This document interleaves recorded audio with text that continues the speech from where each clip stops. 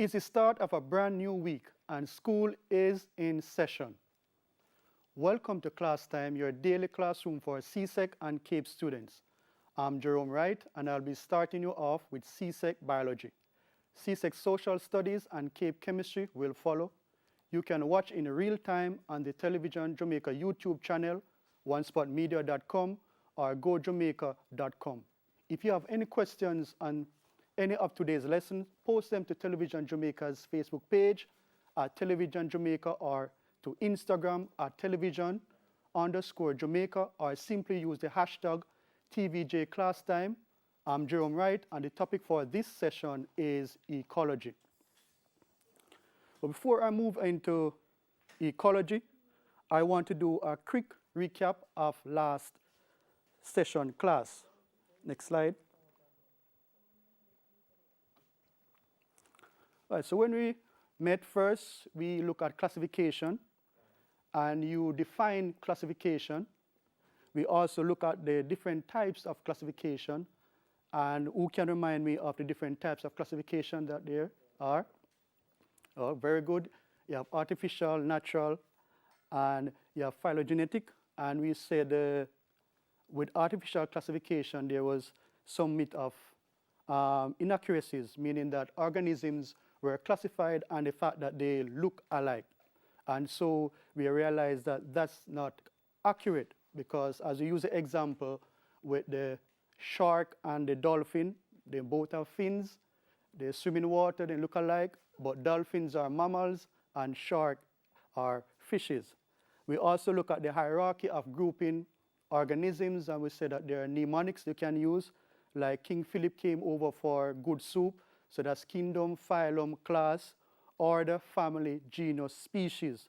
And based on that, we look at common names versus scientific names, where we say that common names can be confusing because what we call an organism by in other cultures, it's different. For example, guinea, what we call guinea in Jamaica, they call it aki in Barbados. And so when you're in a group with scientists and you're referring to an organism, we make known by their scientific name, which is universal.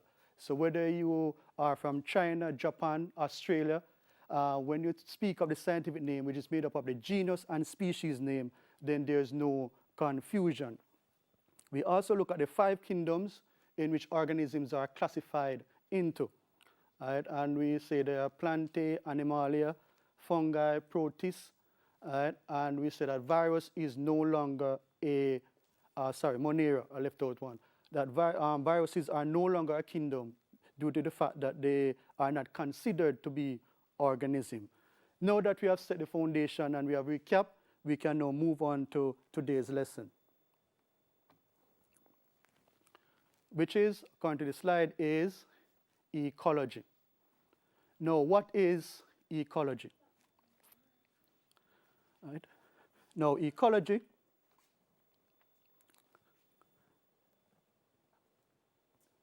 is simply the study of the interaction of living things with each other and also their physical environment.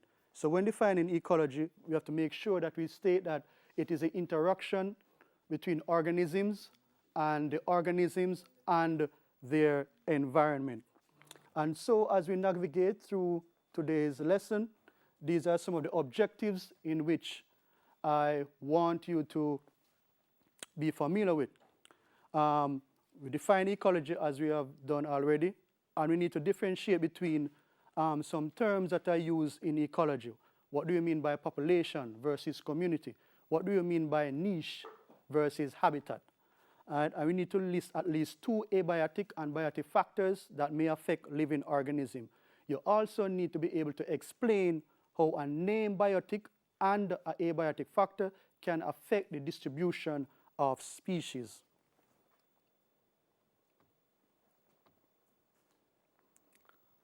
Now, moving forward, if you're doing ecology, you need to know the terms that are used in ecology, the jargons, the different phrases that are used for ecology. One of these phrases is population. What do we mean by population? When we're talking about population in ecology, we are talking about all the members of a species I remember I told you last week that is never species. It is always species inhabiting a given location. So a group of cockroaches, right, that's a species. Right?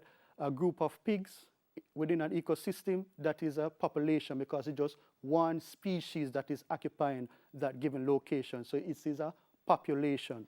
Now when we talk about community, we are talking about different population occupying that given area. So now you don't have just cockroaches, you have pigs, you have birds, you have fishes, so you have different population occupying that area. So population, we are talking about just one species. Community, we are talking about different population occupying a given location. Now a species, as we defined last class, is a group of organisms that can interbreed, and not only do they interbreed, but they should produce viable, fertile offspring. And last week we talked about the mule, which is a cross between the donkey and the horse. And because the donkey and the horse is of two different species, the mule is considered to be infertile.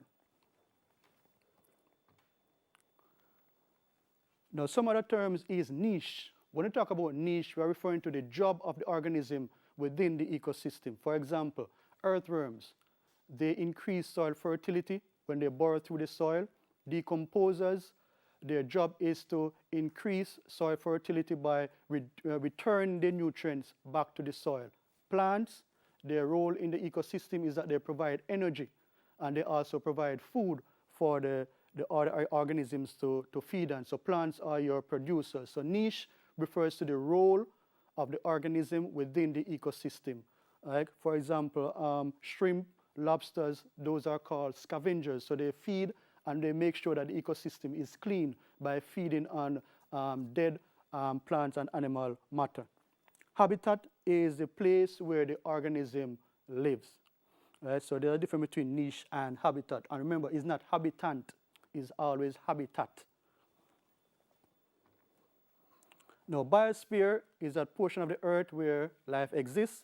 Environment refers to anything that surrounds the organism. It can be biotic and abiotic factors, and we'll look into that later on in the lesson. Now, ecosystem involves the interaction between the abiotic and biotic factors within the community and the ecosystem, and how they interact to maintain a balance in the ecosystem. Now we're going to look at abiotic factors, because one of the objectives is to look at abiotic factors and biotic factors and to see how they affect the distribution of species. Now, abiotic factors are those physical factors or chemical factors which affect the ability of organisms to survive and reproduce. Now, some of the abiotic factors are these: light intensity, temperature, amount of moisture, type of substratum, and we're talking about like soil, rocks, and availability of inorganic substances such as your minerals, supply of gases like oxygen, carbon dioxide, and nitrogen, as well as pH. All those are considered to be abiotic factors. They are the non-living factors within the ecosystem. Now, each of the abiotic factors, they can also refer to as limiting factors. And these limiting factors, what they mean is that they will dictate what type of organism, or dictates what type of organism can and will survive in that particular habitat. So they are also termed as the limiting factors. And on your screen now you can see two different ecosystems. And this is what I mean by the abiotic factors being the limiting factor within the ecosystem. If you look at the picture on the top, you can see it is very lush, right? A lot of vegetation, a lot of plant diversity. Compared to the picture at the bottom, you can see that there are not much plants.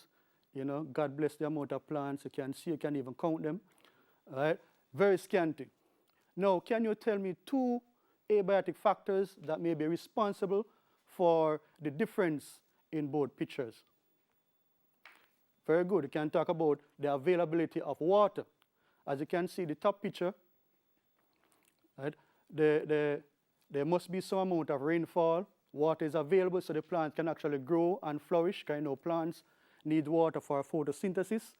You know, so the plants can grow and look very lovely and nice. So you have a dense network of plants here. So you have an increase in plant diversity. Compare now to the second picture. As you can see, you can look and see that the ground is very thirsty. Look at that, parched. Not much water available. So only those plants who are able to survive in that condition will actually thrive in that condition because there's not much water. So you see where water, availability of water will dictate to the type of plant that will grow within an ecosystem. So that's what we mean by abiotic factors can be limiting factors.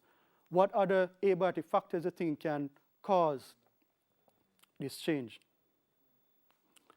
Very good, you can look at the soil type. From the top picture, you can see that the soil type is very fertile so that it can give rise to all these various plants living there. While the bottom picture, you can see that the soil type is not that fertile, right? Not much plant living there, so it speaks to the fertility of the soil at the bottom. So you see two abiotic factors, availability of water and soil type that can affect plants living within a given ecosystem. And these are some examples of how plants can actually affect, abiotic factors, can actually affect organisms within an ecosystem. So low temperature can affect organisms. The amount of oxygen dissolved in water can affect the species of fish that lives there. Dry environment like the desert will limit the amount of organisms living there because not all organisms are able to tolerate that harsh condition within the desert. So only those organisms that are able to adapt to that particular environment will survive there. Persons like us will not survive in the desert for very long because our body is not adapted for such harsh conditions.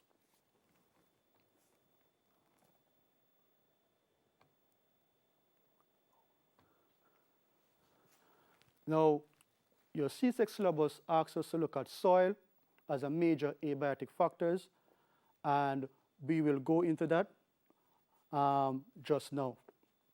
So soil made up of rocks, water, air, and different components, and it provides water, nutrients for plants, as well as it offers anchorage for plants. It also a home for many organisms like bacteria and fungi. Now it's time for a quick break, so stay tuned for class time. When we come back, we'll pick up on soil.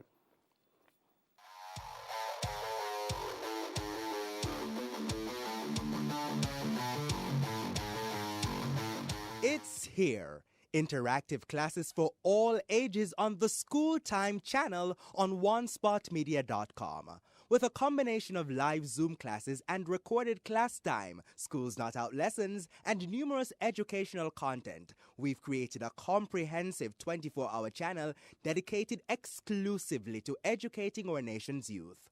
Early childhood through to primary, secondary and tertiary, it's one stop on one spot for education 24 hours. Brought to you by the Ministry of Education, Youth and Information in association with Television Jamaica Limited.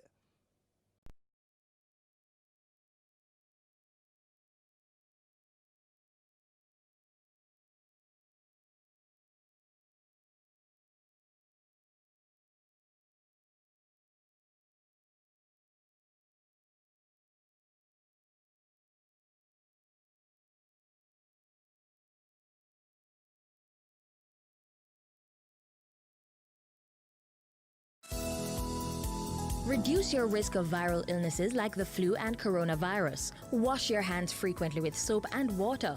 Cover your nose and mouth when coughing with a tissue and dispose of it. Avoid close contact with anyone with a cold or flu-like symptoms. If you become ill, please visit your doctor or the nearest health center and share your travel history. The flu and coronavirus can kill. Let's protect each other. A message from the Ministry of Health and Wellness. Hi there, I'm Simon Preston from TVJ. Thank you very much for watching our YouTube channel. To see our latest videos and also to see live events, click here. To see our full videos on onespotmedia.com, click here. Thank you very much.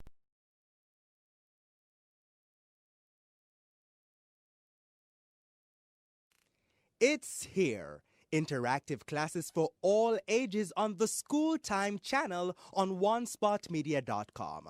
With a combination of live Zoom classes and recorded class time, Schools Not Out lessons, and numerous educational content, we've created a comprehensive 24-hour channel dedicated exclusively to educating our nation's youth. Early childhood through to primary, secondary and tertiary, it's one stop on one spot for education 24 hours. Brought to you by the Ministry of Education, Youth and Information in association with Television Jamaica Limited.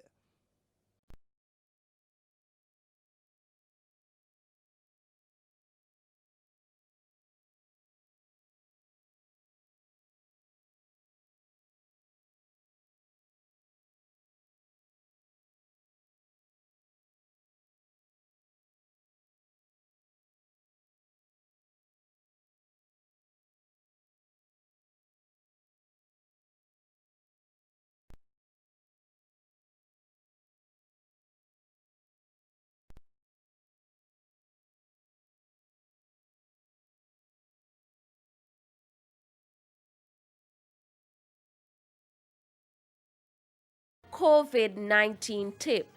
Protect yourself and others from getting sick by washing your hands after coughing or sneezing, when caring for the sick, before, during, and after you prepare food, before eating, after toilet use, when hands are visibly dirty, and after handling animals or animal waste.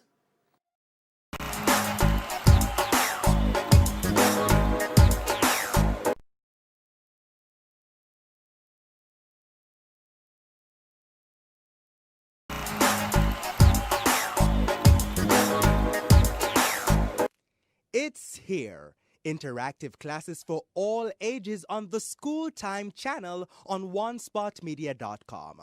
With a combination of live Zoom classes and recorded class time, Schools Not Out lessons, and numerous educational content, we've created a comprehensive 24-hour channel dedicated exclusively to educating our nation's youth. Early childhood through to primary, secondary and tertiary, it's one stop.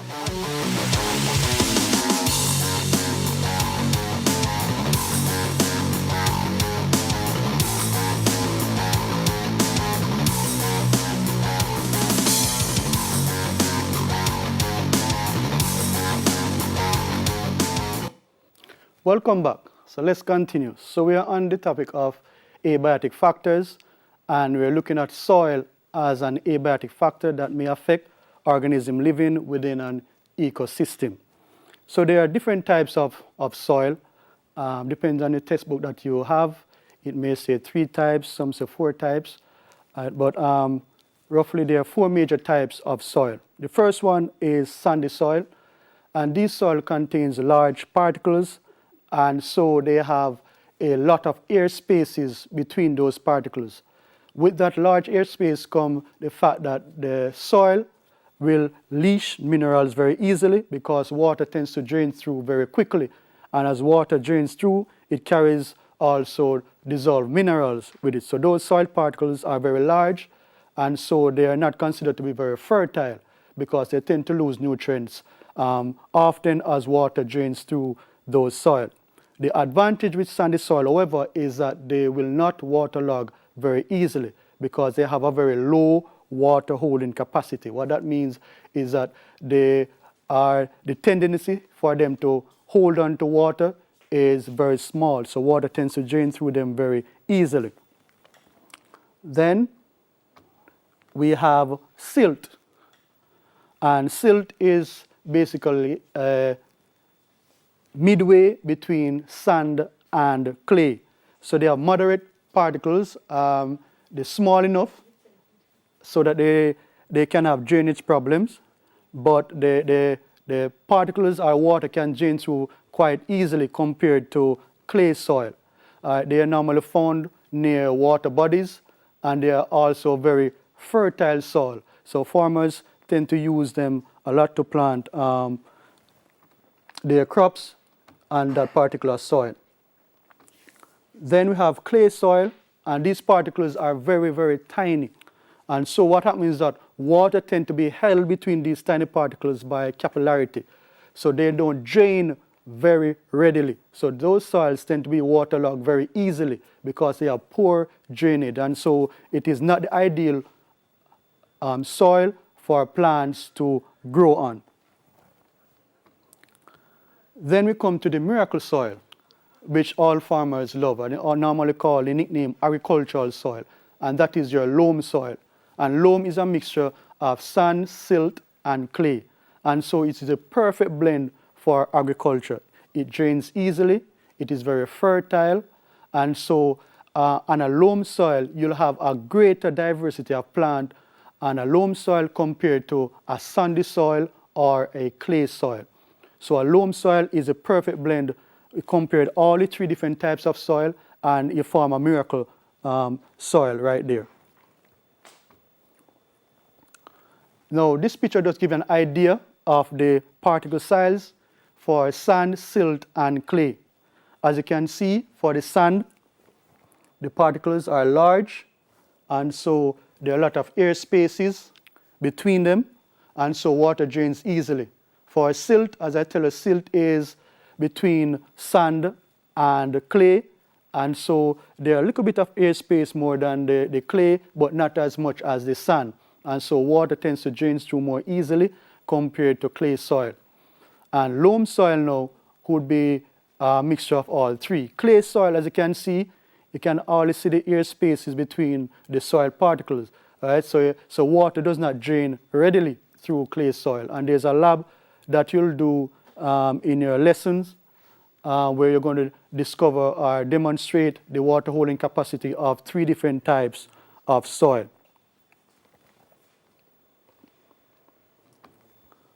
Now, the components of soil. Now, soil made up of components, and your CSEC syllabus advises us that you should know at least three components of soil and their function.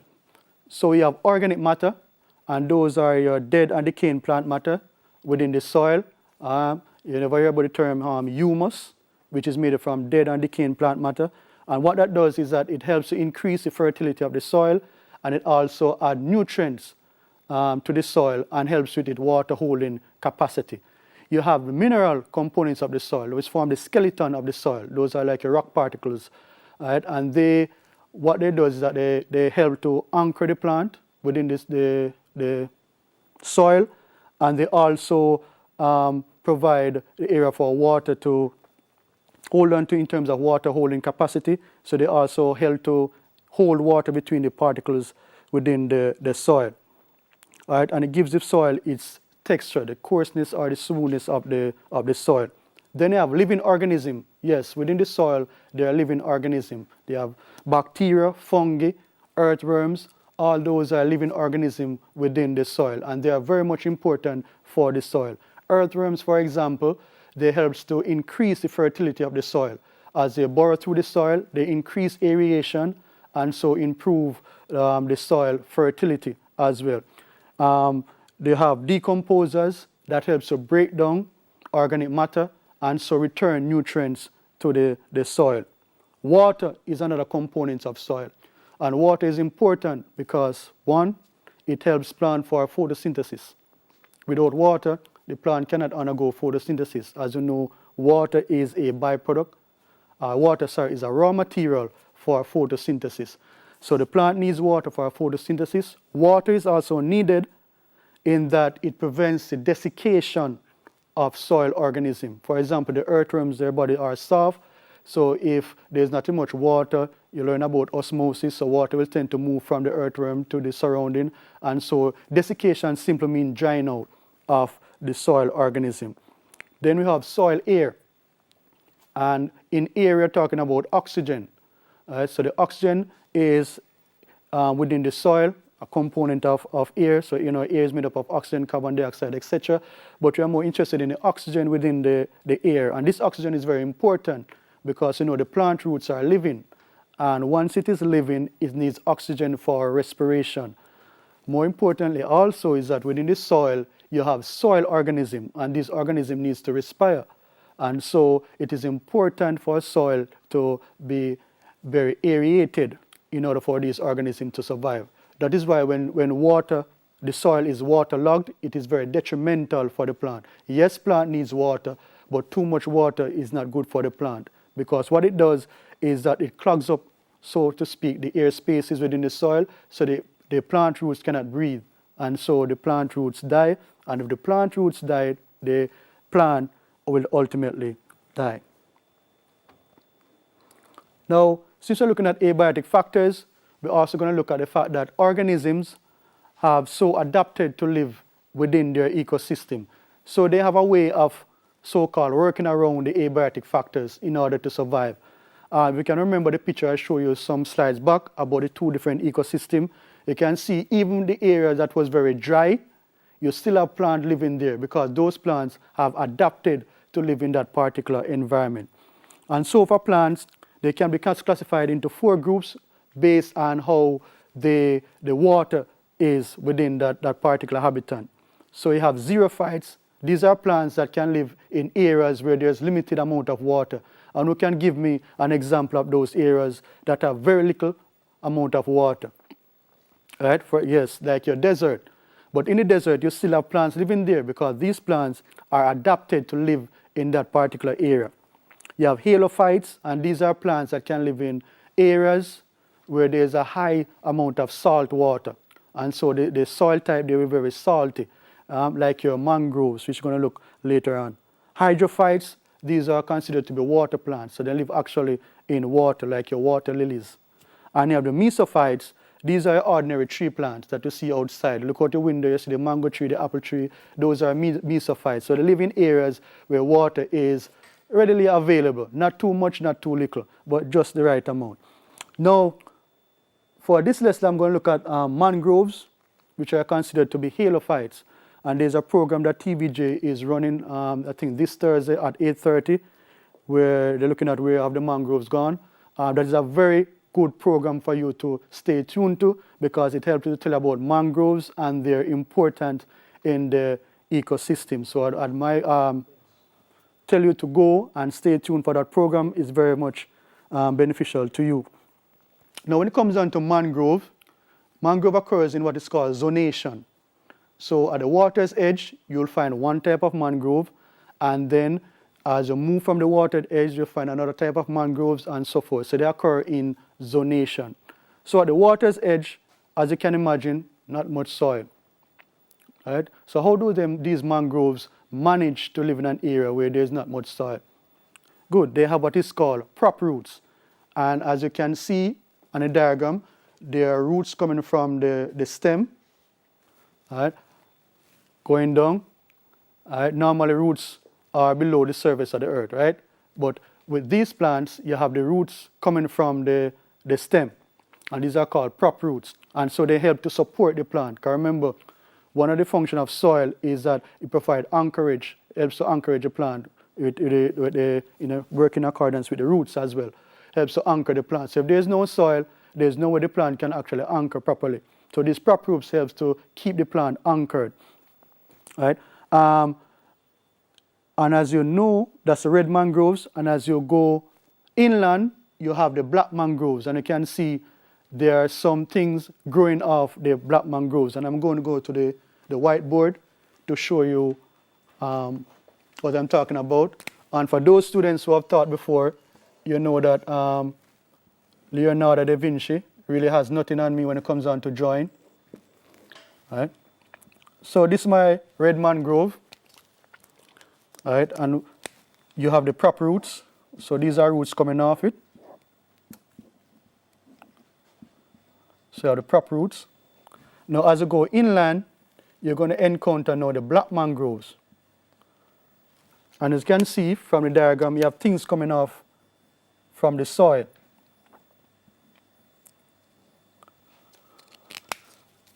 So this is your red and your black. Now these are called new metaphors. All right, and it's quite a big word. but what it actually means is just breathing roots.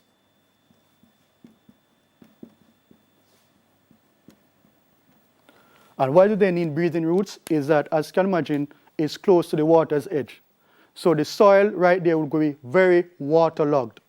Right? So what happens is that the roots come up in order for the plant to get oxygen, and so help the plant to still survive in the waterlogged soil. So they have what is called pneumatophores, or breathing roots. Further inland, you'll encounter the white mangroves. Right? And how the white mangroves manage to survive under that condition, that particular abiotic factors, which is salty water, is that they too have breathing roots as well, which enables the plants to still allow the plants to get plant roots to get air in the waterlogged soil. Now, how do they overcome the saltiness of the water that they live in, or the saltiness of the soil? Because seawater comes and wash up, so of course the soil is going to be high in salinity. What they have is the red mangroves have what is called a sacrificial leaves, sorry. And what happens is that with these mangroves, what they do is that all the excess salt will go into an older leaf. That's what we call sacrificial leaves. So all the salt content, the excess salt that it takes up by the roots, will go into an older leaf. And these leaves will ultimately fall from the plant. And as they fall from the plant, they take along with it the excess salt. Now, the black mangroves have what is called salt glands. And these salt glands, they actively excrete salt from the plant. So all the excess salt that comes up will be removed from the plant by these salt glands and their leaf. And that's for both the black and white mangroves. There's a fourth type of mangrove which is not mainly mentioned, and it's because of the fact that they live further inland, so they are more like our tree plants. So there are not much adaptation for them because they live more inland, and those are called the button mangroves. So the mangroves are capable of adapting to the environment in which they live in, despite the abiotic factors, which is high salt content within the soil, and the fact that there's not much soil, and the soil tends to be waterlogged.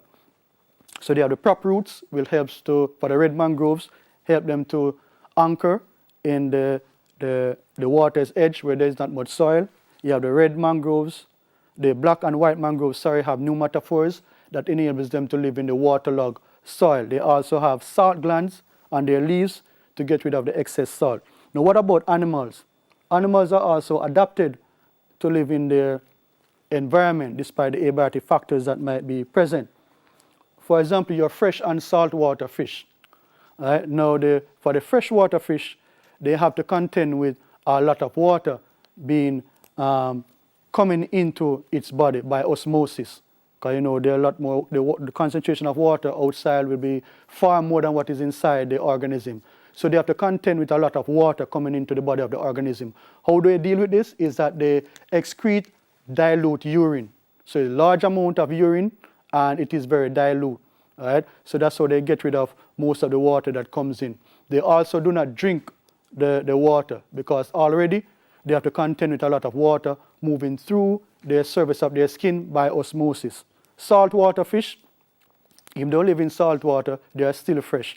Your grandmother testified and said, the Lord keep her like how Jesus keep the fresh fish in the salt water. Yes, that's very true. So if they live in salt water, the fish is not salt at all. And this is because they actively pumped out salt out of their body. So they live in water that is very salty, seawater very salty.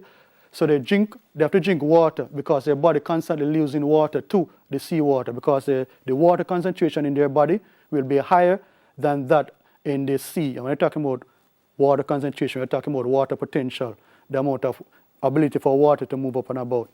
Right. So the water in their body is more dilute than what is in the seawater, I should say. So water is going to move from their bodies to the seawater. And so they have to drink water to compensate for that.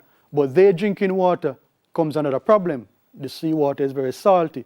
how do they get rid of this excess salt into their body? So they actively pump out salt through their gills, and they also produce very concentrated urine. Their urine are very salty, and that's how they get rid of the excess salt within their body. So that's how the fish is able to adapt to their environment, despite the abiotic factors that's there. Now, you also have biotic factors. So biotic factors speaks to the living components of the environment. So abiotic, non-living, like salinity, soil type, pH, temperature, right? All those are abiotic factors, and they play a part in the diversity or the distribution of species within an ecosystem. But we also have biotic factors, which are living factors. And these living factors also plays a role in the distribution of species within an ecosystem. Some of these biotic factors are listed, but are not limited to. You have competition for environmental resources, so that's competition between species. Right? So you have fighting going on. You have availability of food. You have diseases caused by pathogens, and you also have decomposers. All right, so these are some of the, I said it's not limited to these, there are a lot more, but for our time, we just want to look at these few. So when we talk about availability of food, you know, everybody needs to eat, all right? Living in an ecosystem, not much food going around. So they're going to be fighting, competition for food. So animals require food, and food is not infinite. There's finite amount that is available. So if you have a large amount of persons in an area and there's limited food, there's going to be fighting that is going to take place. So organisms are going to compete with each other. Remember I tell you ecology is the interaction between organisms and also organisms and their environment. Right? So species are going to compete for food, and if there's not enough food to accommodate everybody, then there's going to be migration from that particular habitat. Right? If there's a lot of food for everybody, then you're going to find that a lot of organisms or the diversity of species will increase because there's food for everybody. But if there's not enough food, then only those organisms or the alpha organisms, those that can fight and able to defend or whatever, will stay. Those others will migrate to areas where they can find food. Decomposers are very much vital to the ecosystem in that they recycle nutrients within the ecosystem. So they are responsible for returning nutrients to the soil. So when an organism dies, these decomposers act upon them and return the nutrient to the cycles. And later on, when we look at carbon and nitrogen cycle, we're going to see the importance of some of these decomposers.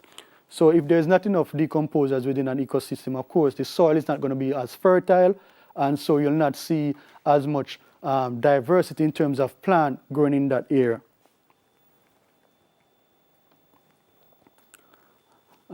And competition between individuals, as I said with the food, organisms are going to compete.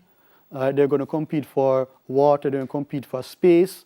So a lot of competition will be going on between organisms, and only this fittest will survive. And later on in grade 11, when you do natural selection, you're going to learn about the survival of the fittest. So those organisms that can better able to survive will move on or reproduce, but those organisms that can't really manage that particular environment, of course, is going to leave. So competition between individuals will exist within an ecosystem. And finally, we have predation. So within an ecosystem, if an ecosystem is heavily predated, of course, you're going to have not much organism living there because nobody wants to be eaten. All right? So if a prey knows that, listen, over there, you know, there's a lot of lion and tiger living over there, you know, of course, they're not going to congregate there, you know, because nobody wants to be eaten. And of course, with predation comes also a lessening in terms of the species diversity. So the prey will decrease and the predators increase. And sometime when it reaches to a point where the predators can no longer find food, they will also migrate. So a reduction in predators can lead to an increase in prey. And with an increase in prey will also comes an increase in predators, because predators are looking for food and preys don't want to be eaten, so they are not going to stay around. Right? They're not going to stay around and wait for the lion to come and eat them. They are going to disperse. So if an area is heavily predated, then of course you're not going to find a lot of prey living there, and so the animal diversity, right, will decrease. Right? So before I recap, we have homework. The last time I was here, students told me that they didn't get any homework, so I'm here to please the masses. So now I have homework. All right, so for the homework, I want you to list 3 methods used by ecologists to should be trapped organism for study. All right, and you need to list 2 methods of sampling and the distribution of organism. You also need to state 2 pros and cons for using any one of the methods listed above. So you're going to list the method that are used by ecologists to study or to sample, 2 sampling methods used by ecologists within the environment or in an ecosystem, and you need to state 2 pros and cons for any one of the methods that you have chosen. Right? And so you need to go and do your research. So somewhat a bit of independent learning going on right there. So to recap, we look at ecology, define ecology. We look at the different terms in ecology. We look at some biotic and abiotic factors and how these abiotic factors affect the distribution of organisms within an ecosystem. Also, we look at how biotic factors as well will affect organisms living within an ecosystem. And both abiotic and biotic factors can be termed as limiting factors, meaning that they play a role and will determine or dictate to the type of organism that will live in a given area. All right, so you can go and review your notes and make sure that you study. All right. Now, that's it for today's lesson. Remember, if you have any questions, send them to Television Jamaica's Facebook page at Television Jamaica, or to Instagram at Television_Jamaica, or use the hashtag TVJ class time. CSEC Social Studies for grade 11 is after the break, so stay tuned. God bless.